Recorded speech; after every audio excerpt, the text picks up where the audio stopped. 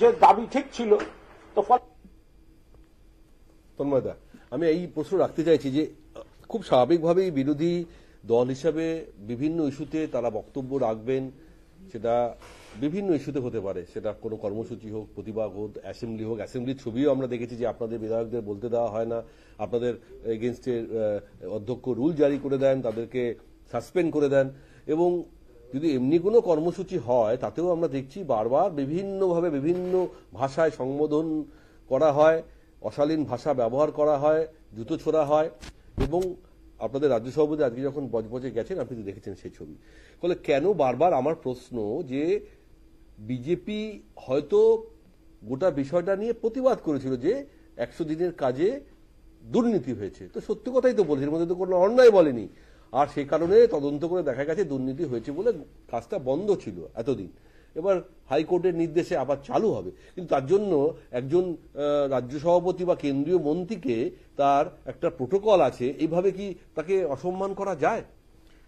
সুপ্রিয়, প্রথমে আপনাকে একটু কারেক্ট করে দেবো একটা ব্যাপারে, যে হাইকোর্ট ডিভিশন বেঞ্চ কিন্তু বলেননি যে মনরেগার 100 দিনের কাজের টাকা আটকে রাখা হয়েছে, আটকে রাখা যাবে না।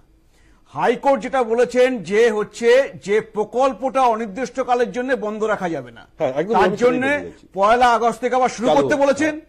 তার সাথে সাথে হাইকোর্ট কিন্তু কখনো বলেননি যে টাকা আটকে আছে, সেই জন্য হাইকোর্ট বলেছেন যে বাকি কিছু পয়সা এই সরকারকে দিতে হবে, সেটাও কিন্তু হাইকোর্ট বলেনি। এবং হাইকোর্ট এটাও বলেছেন যে দুর্নীতি যে হয়েছে সেটা একরকম মান্যতা দিয়েছেন, যে কেন্দ্রকে বলেছেন যে মনিটর করতে, নজরদারি করতে। এবং শুধু তাই নয়, ভুয়ো জব কার্ড বাদ দিতে বলেছেন।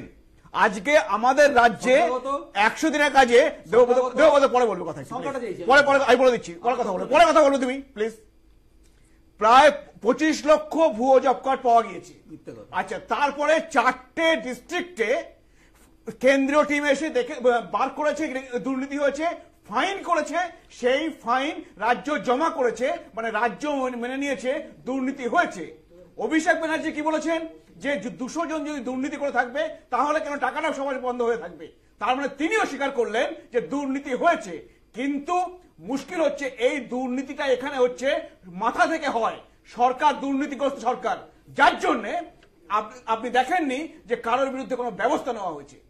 এর পাশাপাশি যে এই যে তৃণমূলের প্রতিনিধি বলছেন যে উত্তরপ্রদেশ বা গুজরাট, জানবেন গুজরাটেও দুর্নীতি হয়েছে, সেখানে মন্ত্রীর ছেলেকে গুজরাট সরকারি অ্যারেস্ট করে জেলে পাঠিয়েছে।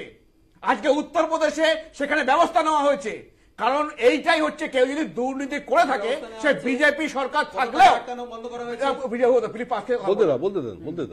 বিজেপি সরকার থাকলেও সেই দুর্নীতিকে কখনো প্রশ্রয় দেওয়া হবে না। কিন্তু আমাদের রাজ্যে যেটা হয়েছে সেই দুর্নীতি চালিয়ে যাওয়া হয়েছে। প্রশ্ন হলো আজকে যে আপনি ডায়মন্ড হারবার কথা বলছেন, এটা হচ্ছে ডায়মন্ড হারবার মডেল। ওখানে গণতন্ত্র বলে কিছু নেই, ওখানে 7 লাখ ভোটে একজন জিতে যান হচ্ছে লোকসভার ভোটে। ওখানে হচ্ছে আপনি যে এই যে দেবব্রত বলছেন যে জিহাদি বলেছে, আরে জিহাদি তো ওখানে পাওয়া যায়। আজকে 1 মাস আগে একজন হচ্ছে দেবব্রতকে বলি, মনে করিয়ে দিই, আব্বাস উদ্দিন মোল্লা একজনকে ধরে আনা হয়েছে। তিনি হচ্ছেন জামাতুল মুজাহিদিনের সাথে কাজ করেন, যেটা লস্করি তৈবার। আজকে 2022 সালে ওইখানে গ্রাম থেকে ধরে এনেছে সামির হোসেন নামে একজনকে, সে জেহাদি। ওখানে বাংলাদেশি মৌলবাদী জেহাদি সব ডায়মন্ড হারবার দক্ষিণ চব্বিশ পরগনায় ভরে রয়েছে। আজকে এই যে দেখলেন আপনি যারা হচ্ছে জুতো ছুটছে করছে, এর মধ্যে দেখবেন হয়তো অনেকে দেখবেন ভুয়ো জব কার্ড হোল্ডার, তারা ভুয়ো জব কার্ড রেখে পয়সা আয় করছিল, চুরি করছিল, তো তাদের তো গায়ে লাগবেই এখন। আর তারপরে এই সরকার কি করছে, সেইগুলোকে লেলিয়ে দিচ্ছে যে আমাদের কোন নেতা ইভিন অন্য কারণে তিনি আজকে গিয়েছিলেন আমাদের কর্মীর পাশে দাঁড়াতে, তার সাথে দেখা করতে, তিনি কোনো হচ্ছে ওখানে মিটিং মিছিল করতে যাননি। তো সেইটাতে এই চোরেরা তাদেরকে লেলিয়ে দেওয়া হয়েছে যে তোমরা গিয়ে গন্ডগোল করো। আজকে 100 দিনের কাজের টাকায় যেটা বন্ধ করা হয়েছে, যেটা সুপ্রিয়া আপনি বললেন, মনরেগা অ্যাক্ট আছে, সেই অ্যাক্টের সেকশন 27 বলা আছে যে কেন্দ্র সরকার চাইলে যদি দুর্নীতি হয়ে থাকে তাহলে বন্ধ করতে পারে, সেই আইন মেনে বন্ধ করা হয়েছে। আজকে সিএজি রিপোর্টে বেরিয়ে এসছে যে 1,95,000 কোটি টাকার কোনো হিসেব দেয়নি এই সরকার। তাহলে সেই সরকার কি করছে এখন? এই কুণাল ঘোষ বললেন যে আমরা পয়সা দিয়েছি।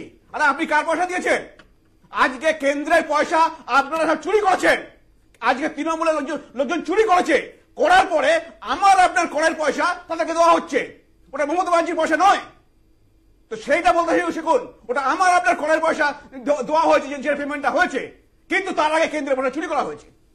তো এই করে এরা রাজ্য চালাচ্ছে। কিন্তু এইভাবে কি কোনো রাজনৈতিক নেতাকে থামানো যায় এই অসৌজন্য রাজনীতি করে?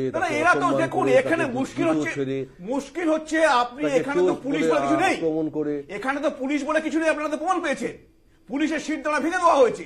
আজকে পুলিশের মা বোনকে গালাগাল করলে, পুলিশের বউকে গালাগাল করলে পুলিশ কিছু করতে পারে না, সেটা তো আমরা দেখলাম বীরভূমে। তো সেইখানে যেখানে এই হচ্ছে পুলিশের অবস্থা, সেখানেও পুলিশ দাঁড়িয়ে দাঁড়িয়ে দর্শক হয়ে দেখবে, আর সেখানে এই তৃণমূলের গুন্ডা, মাফিয়া, চোর, তোলাবাজ সব এইভাবে ঘুরে বেড়াবে। বেশ, সেইটাই তো এই রাজ্যের অবস্থা হয়েছে। বেশ বেশ, আমি একটু দেবাশীদের কাছে